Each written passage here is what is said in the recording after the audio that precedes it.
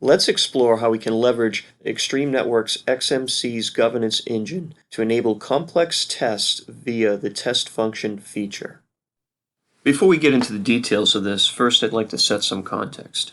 When we presented XMC's internal governance engine capability to the customer, it was obvious to them that they could use this tool to evaluate the network against the STIGs. STIG stands for Security Technical Implementation Guidelines, and it's a published tool by the Department of Defense that's meant for use in conjunction with enclave, network infrastructure, secure remote computing, and appropriate operating systems. And essentially they define what configuration items and features are allowable on the network. And conformance is required in order for them to select, purchase equipment, and ultimately to operate that equipment. The STIG documents are continually updated to provide more secure mandates, and we're seeing requirements emerge for continuous monitoring. Now that the context has been set, let's dive back into the tool and see how we can leverage it. Customers can create their own custom test regimes using the GUI interface. They're able to leverage regular expressions for pattern matching on configuration items. They're able to declare pass-fail criteria of each individual test and set the importance or weighting of each test to be used in the overall score. The underlying assumption is that the customer's modifications will only reside on their XMC instance. The regular expression pattern matching is very powerful, but we can do even more with XMC. We're able to leverage the TestFunction feature to exercise Python code that allows us to perform more rigorous tests. Some examples could be inspecting access control lists, routing peer authentication, AAA configurations, etc. Leveraging Python allows us to pass back more descriptive results directly to the user to indicate the root cause of pass-fail. Because we'll be writing code on XMC's file system, we'll also need the ability to import our code into XMC's database. This also gives us the ability to copy that code from XMC and replicate that on other instances of XMC. It is not recommended to develop code on a customer's version of XMC. This presentation will discuss how to prepare a new test regime and the Python scripts, the device.conf file and the variable relationship to the GUI, how to enable the governance engine to use the code you've written, how to import your new code as a library, how to load the library's function map. We'll review the Python code used in your tests and how to define a function map, the required files and how they relate to the one view, the required metadata about each individual test that you add, how to export a test regime from XMC, how to troubleshoot your code, how to import your test regime to a new version of XMC, and how to activate your new regime's tests. In the Edit Audit Test screen, we can see the location of the test function. The test function enables the execution of your Python function. There are a few things that we're going to need to set up to leverage this capability, and we're going to discuss this on the following slides. Here's the high-level workflow. We'll need to create a new test regime folder and a new folder for each test, which must contain a device.conf file.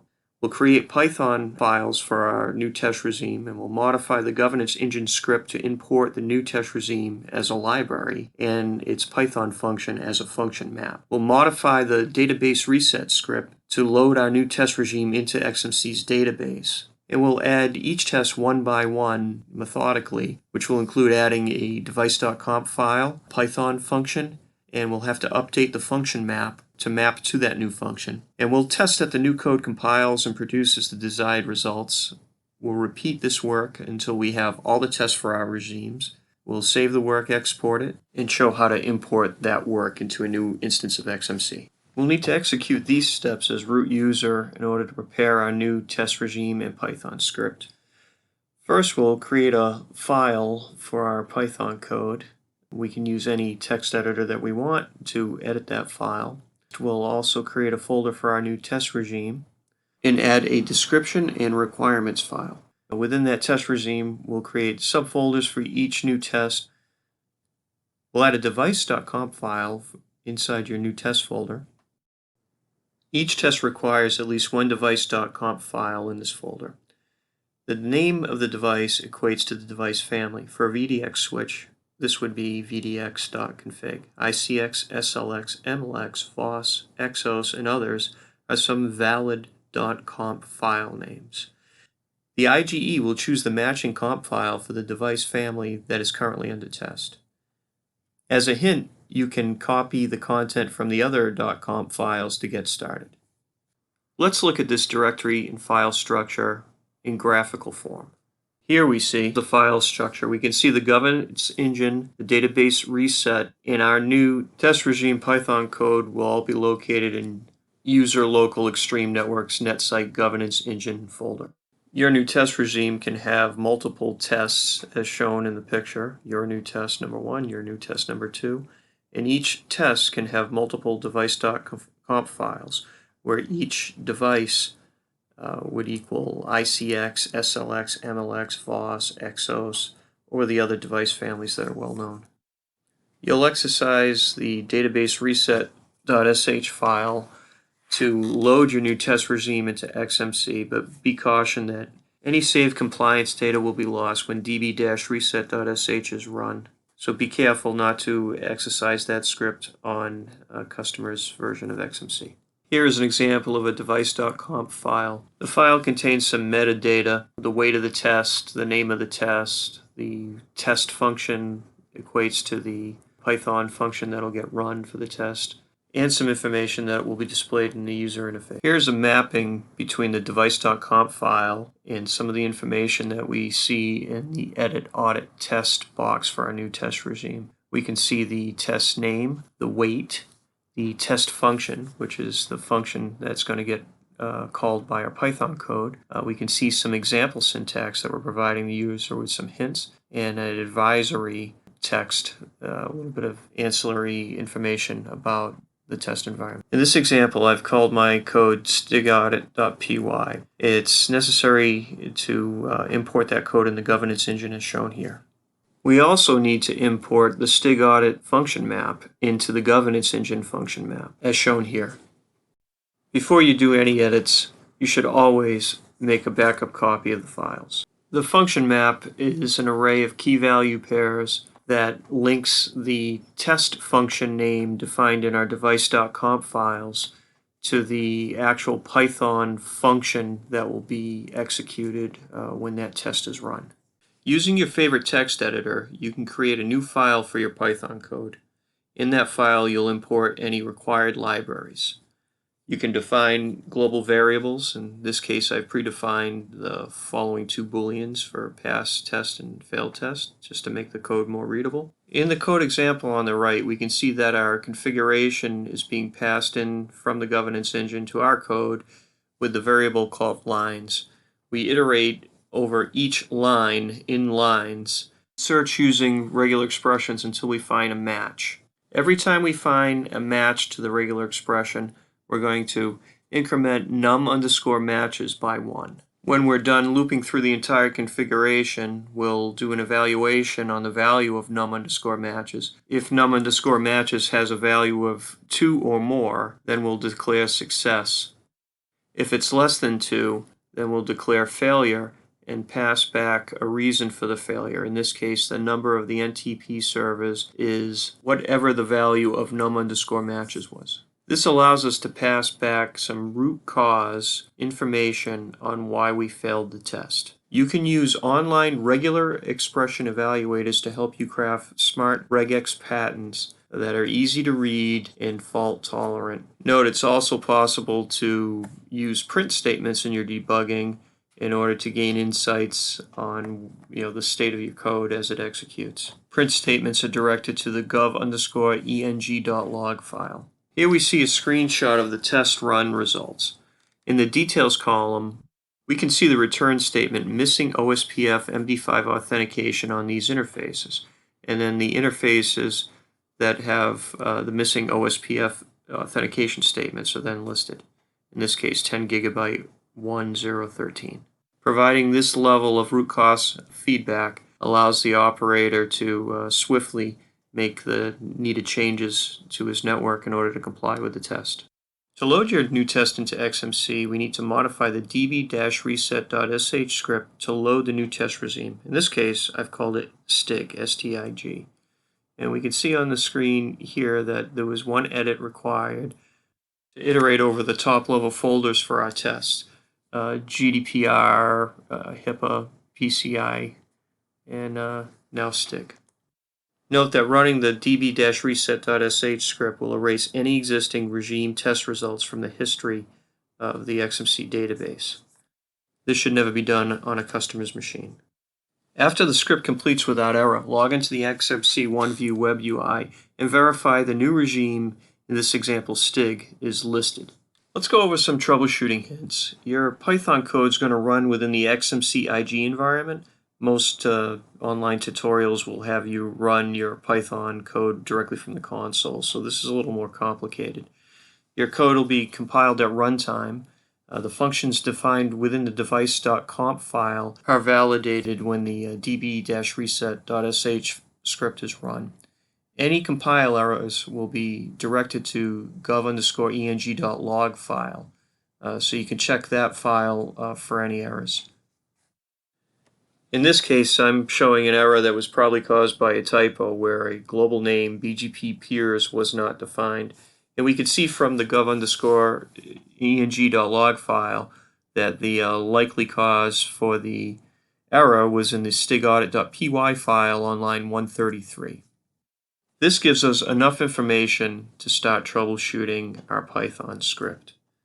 It should also be noted that print statements can be added to your code that will also echo out variables into the gov_eng.log file that can aid you in troubleshooting any runtime problems with your code.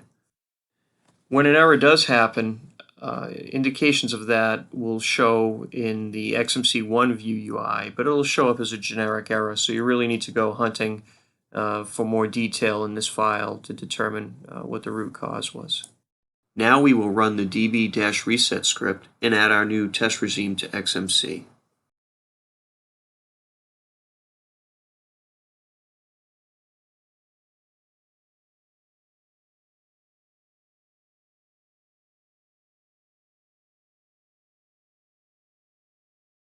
Now that we've fixed any problems we may have had and rerun the db-reset.sh script, we can refresh the XMC OneView screen over on the Compliance tab, and we can see that our new regime has been added. Because all of our work was done on the XMC file system, it makes it super easy to export. All we need to do is tar or zip up our top-level test regime directory, the audit.py file that contains our Python functions, governance-engine.py that we did 2 modifications to, and the db-reset.sh file that we did 1 modification to.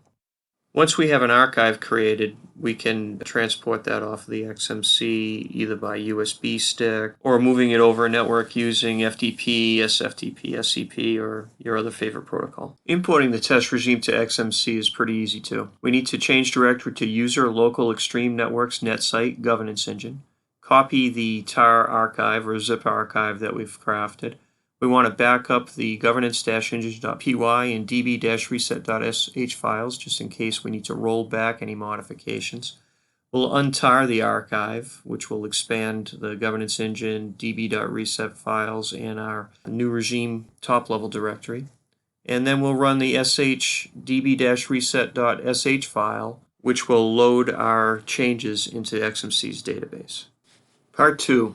Install a new regime in real time. In this section, we'll show all the steps in a single video. We'll review the modifications to these files, the governance engine py and the db-reset.sh. We'll look at the creation of the new directory structure and the addition of the required files, the requirements, description, device.conf file for each test, and edits to the new regime audit.py file. We'll start with a fresh install of XMC and make all the modifications in real time. And then we'll check the XMC Compliance tab to see that everything went as planned.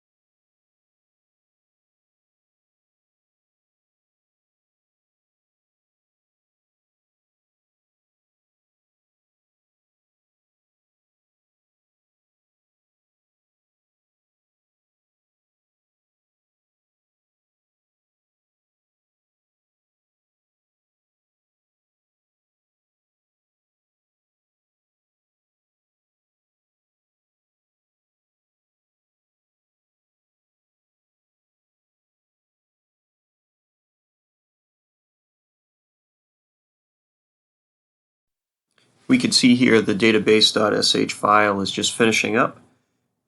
And if we pan over to the Compliance tab and refresh it, we can see our new regime has been added. We've described how to add a custom IGE test regime to XMC, the required modifications to the governance engine, the required modifications to the db-reset script, the required directory structure for your new test regime, and the required files for each test. We've shown how to troubleshoot your new Python code and the effects of running the db-reset script, and note that it erases any existing compliance test results for all regimes, so it's certainly not recommended to do on a customer's version of XMC. We also reviewed how to import and export your code. Thanks very much. I hope this video was helpful, and happy coding.